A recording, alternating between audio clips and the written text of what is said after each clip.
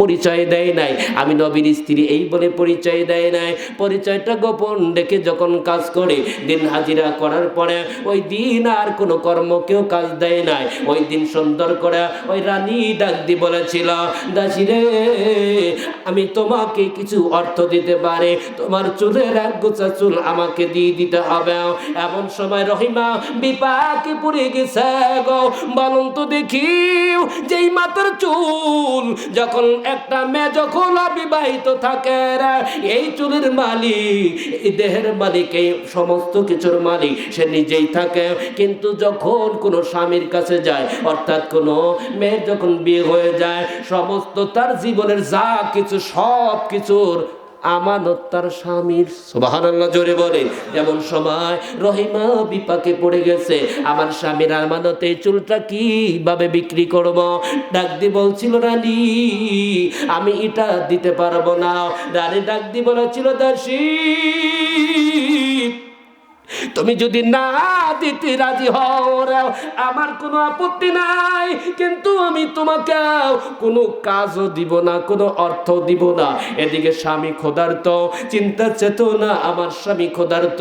আমি জিন্দা সুস্থ স্ত্রী থাকতে আমার স্বামী যদি ক্ষুধার্ত থাকে, পরকালে ওই মালিক যখন ডাক দিবা, আরে রহিমা তোমার শক্তি সামর্থ্য সব দিয়েছিলাম রে, কিন্তু আমার নবী আয়ুবকে দেখভাল করার ক্ষমতা তোমার মধ্যে ছিল গো, কিন্তু তুমি ব্যবহার করো নাই, তুমি অপব্যবহার করেছো। তুমি আজকে জবাব দাও। এই চিন্তা চেতনা দুই পক্ষে যখন যাইতে ঠিক থাকলো, থাকতে থাকতে রহিমা ভাবলো, ওই মালিক কি ডাক দি বলল, মালিক গো, আমার নিজের পেটের জন্য এটা করছি না, আমার কোনো কারণ না, ব্যক্তিগত কোনো কারণে করছি না গো। মালিক তুমি সাক্ষীতে কও, তোমার পয়গম্বরের পেটে খাবার দেওয়ার জন্য আমি রহিমা মাথার চুল বিক্রি করলাম। আল্লাহু আকবার বলে বলেন।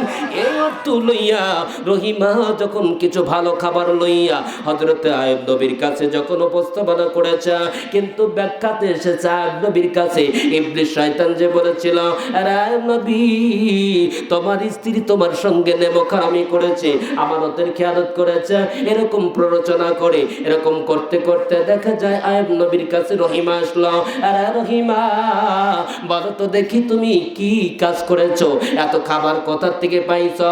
রহিমা ডাক দি বলেছিল, স্বামী চিন্তা করো না, আমি কোনো টাকা চুরি করে আনি নাই গো, কোনো অর্থ করিও হারামের কোনো কাজ থেকেও আমি রহিমা একটা খাবারও তোমার জন্য আনি নাই গো। কিন্তু রহিমা বুদ্ধিমতী মহিলা, এই জন্য কৌশলে উত্তর দিচ্ছে যাতে মিথ্যা না হয়, কিন্তু বারবার আয়ুব নবী ছাড়ছে না। বলতে বলতে বলছে, বলো তোমার মাথার কাপড়টা একটু সরায় দাও। আর রহিমা কি করবে? স্বামীর অর্ডার মানাই লাগবে। কথা বলেন। আর আমাদের স্ত্রী হইলে কথা কয় নাকি? আমার মনে হয় আপনাদের স্ত্রী মনে হয় রহিমের চাইতে ভালো মানুষ। হ্যাঁ, ভালো মানুষরা এত ভালো, একবার সাইডে দুইবার একটু যদি তরকারি যদি আপনি প্লেটে দেওয়া কথা বলা যায়, কিন্তু ভাই আপনার আবার মাইন্ডে নেবেন, আমার স্ত্রী আবার সম্পূর্ণই ব্যতিক্রম। যদি না খাই মনে হয় যে ও যদি পারলো ভিতরে কোনো কিছু দিয়ে যদি ঠাইসে ঠাইসে খাবার খাওয়াইতে পারতো তাও খাওয়াইতো। হ্যাঁ, মাঝে মাঝে বলি এরকম যন্ত্রণা দিচ্ছ কে? কয় আপনার চেহারার দিকে তাকায় দেখেন না কে? আমার চেহারা দেখি তুমি তো আইছো, আর কি দিত? কাউকে আনার অপশন আছে নাকি?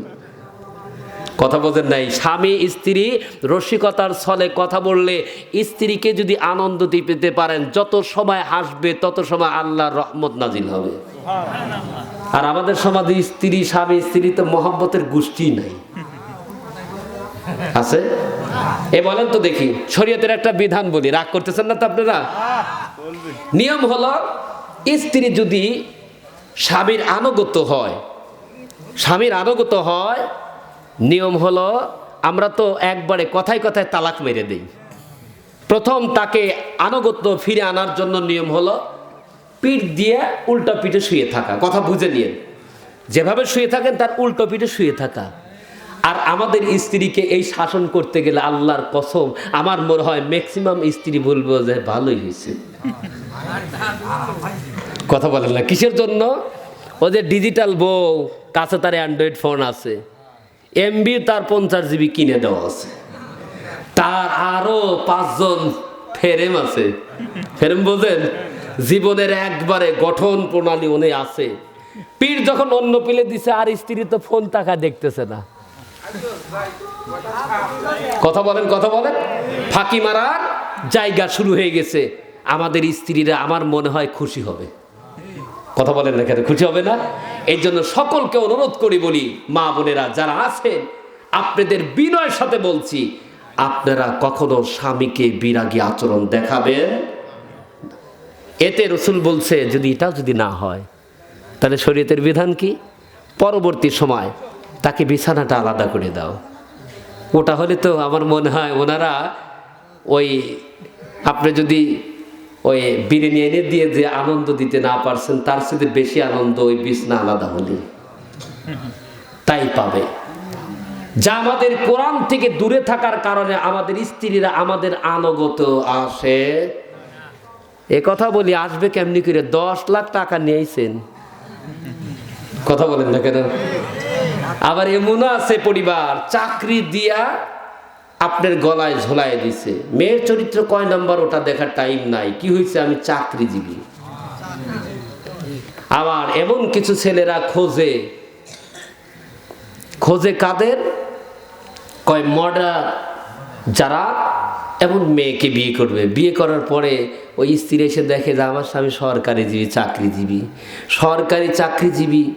আর বিশেষ করে ডিফেন্সের যারা চাকরি করে, অধিকাংশ সমস্যা এরা স্বামী আইসা স্ত্রীর কাছে বলে, জানো তোমারে যদি কোনো যন্ত্রণা দেয়, এই রিপোর্ট যদি করে, কোনো সৈনিকের চাকরি থাকবি না। কথা বলেন না কেন? এই দুর্বল পয়েন্ট। তার প্রমাণ আমি জানলাম কিভাবে? আমার বড়টা সেনাবাহিনী চাকরি করে, আমাকে আমার সামনে আমার ওই ভাইয়ের বউকে বলতেছে, যতই লাফালাফি করো চিন্তা করে লাভ নাই, এখন সরকার তালাক দেওয়ার বিধানও জারি করে দিছে। কেন তুই এই কথা বললি কেন? কয় জানিস না, অধিকাংশ ডিফেন্সে যারা চাকরি করে বইয়ের কাছে গল্প করে, কি হয়েছে, তোমাকে যদি যন্ত্রণা দেওয়া যায়, রিপোর্ট করলে চাকরি নিয়ে টানাটানি। এই দুর্বল কথা তাকে বলা লাগবে কেন? কথা বোঝেন নাই? কিন্তু এখন দেখতে যন্ত্রণা দিতে দিতে দিতে দিতে আমি সিএমএসের দিকে দেখি, দিব্যি সুস্থ মানুষ, এত সুন্দর চেহারা, কিন্তু কারাগারের ভিতরে খালি হাঁটতেছে। আমি ওই ভাইকে জিজ্ঞেস করলাম, আমি কারণ কি? কয় জানিস না, অধিকাংশ বইয়ের যন্ত্রণার কারণে মানসিক অশান্তিতে আজকে এখানে বসে আছে। এর জন্য যারা ডিফেন্সের বোর্ড আছেন, মেহেরবানি করে অনুরোধ করি, ওই ডিফেন্সে যারা চাকরি করে, এমন তো ওই স্বামীর তো এমনি প্রেশার বেশি থাকে, সব সময় পেরেশানির উপরই রাখে, এমন স্বামীকে কখনো কষ্ট দিবা না। যদি কষ্ট দাও, তোমার ইহুকাল পরকাল দুই জগতই হারাইবা। কথা বলে বাবাজি, আয়ব নবীর স্ত্রী যখন এরকম প্রশ্নের সম্মুখীন হয়ে গেল, এমন সময় আয়ব নবী ডাক দিয়ে বলছিল, আরে বিবি, তুমি যদি মাথার কাপড় যদি না সরাও গো, আমি স্বামী বলে দিচ্ছি গো, মরে যাব, কিন্তু তোমার খাদ্য আমি মুখে নিব না। আল্লাহু আকবার বলেন। এই কথা বলার সঙ্গে সঙ্গে আয়াত নবী যেহেতু জিদ্দুল্লু, সুন্দর করে রহিমা যখন মাথায় থেকে কাপড়টা সরাই দিছে, তাকায় দেখে রে, রহিমার মাথার চুল আর আগের চুল নাই। বিবি, এ তুই কেমনি করে করলি? বিবি বলো তো দেখি, তুমি কেমনি করে এরকম আমার আমানতের কি আদত কেমনি করলাম? বিবি কান্দে বলে, স্বামী এমনিতে করি নাই, আমি যতদিন পরের বারে কাজ করে যে টাকা পেয়েছি গো, এই টাকা দিয়ে খাবার এনেছি, কিন্তু আমি আজকে কোনো কাজ পাই নাই, কেউ কাজ দেয় নাই, কিন্তু আমাকে রানী বাধ্য করেছিল, যদি চুল দেয় তাহলে অবশ্যই সে কাজ দিবে, আমারে টাকা দিবে। স্বামী গো, আমি তোমার জন্য খাবারের জন্য এইটা করেছি। অনেক ব্যাখ্যা, লম্বা টাইম সময় লেগে যাবে, ওদিকে যাইব না। এমন সময় রহিমার বিষয় একটা উক্তি করেছিল, উনি বলেছিল 100টা দোররা মারার কসম করেছিল, কিন্তু এই জন্য সুন্দর করে আল্লাহ বললেন, ওয়াযকুরু আবদানা ওয়াযকুরু আবদানা আইয়ুবা ইয নাদা রাব্বাহু আন্নী মাসানিয়াশ শাইতানু বিনুসবিন ওয়া আযাব। জোরে বলুন আল্লাহু আকবার। এই আল্লাহ ডাক দি বলে নবীজি স্মরণ করো ওই আয়াত নবী যখন বিপদে পড়ি আরে আমি মালিককে যখন বলেছিল একই প্রায় সেম আয়াত দুই জায়গায় দুই ধরনের, এক জায়গায় এসেছে শয়তানের প্ররোচনায় পড়ে শয়তান আমারে স্পর্শ করে আমারে ক্ষতির মধ্যে রেখেছে মালিক গো। কারণ ব্যাখ্যা হলো দুইটা দুই ধরনের, একটা হলো আয়াত নবী নিজে ক্ষতির মধ্যে পড়েছে, আর একটা হলো স্ত্রী ওই মহিলার চক্রান্ততে পড়ে নিজের মাথার চুল কেটে দিয়েছিল, এটা ইবলিসের চক্রান্ত ছিল। এই জন্য নবী বলেছিল মালিক আমারে কতি নিমজ্জিত করেছে গো, আমার শয়তানের যে স্পর্শ লেগে গেছে, মালিক গো মেহেরবানি করে তুমি মুক্তি করো। এই জন্য আমার আল্লাহর নবী আয়াব নবী যখন ওখান থেকে রহিমা একদিন যখন সরে গিয়েছে, এমন সময় আয়াব নবীর মধ্যে যন্ত্রণা শুরু হয়ে গেছে। আয়াব নবী দিকে দিকে তাকায় কয়েও নাই গো, নিজের স্ত্রী নাই।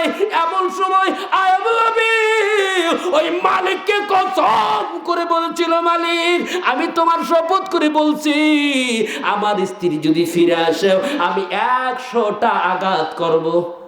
জোরে বলেন কয়টা? 100টা আঘাত করব, কষ্টের সময় না পেয়ে যন্ত্রণার সঙ্গে বলেছিল। এই জন্য যখন আয়াব নবী এসেছে, আয়াব নবীর কাছে স্ত্রী যখন আসে, কিন্তু তার আগে আবার আল্লাহর কাছে যখন বলেছিল ওয়া আনতা আরহামুর রাহিমিন, ওই আয়াব নবী বলেছিল মালিক তুমি তো দয়াবান আল্লাহ, তুমি তো রহমানুর রহিম গো। মালিক এই কথা বলার সঙ্গে সঙ্গে আমার আল্লাহ বললেন ফাস্তাজাব